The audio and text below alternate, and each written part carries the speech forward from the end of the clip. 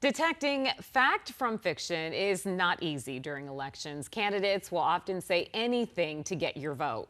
But as Joe Dana shows us tonight, an ASU professor is teaching students to use an age-old strategy, using common sense to find the truth. As you know, we are bombarded by talking points, messaging, and mantras from all sides. It sounds like you help voters develop their own BS meter. That's a good way to put it. Philosophy professor Bertha Manninen teaches logical fallacies. You have a moral responsibility to make sure your beliefs are accurate.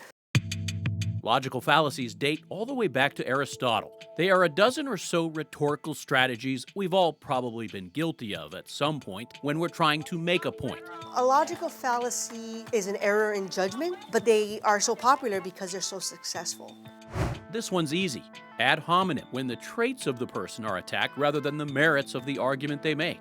Instead of looking at the policies, they insult the person.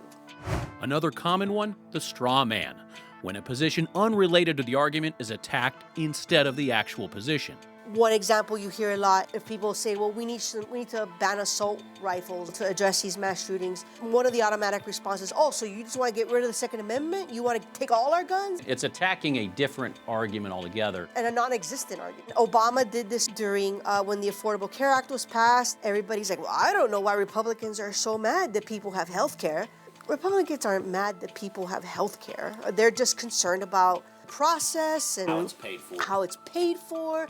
And there's the slippery slope, claiming that if one action is taken, another absurd or undesirable action will definitely follow. Take the immigration debate. They'll point to like this undocumented immigrant committed this horrendous crime.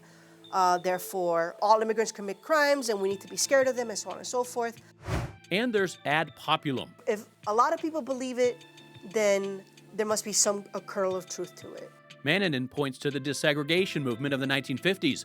Most Southern voters at the time wanted to continue racial segregation, a popular belief that was flat wrong. Finally, two common examples where both presidential candidates are guilty of logical fallacies. President Biden says, look, I've created more jobs in my administration than Donald Trump did in his.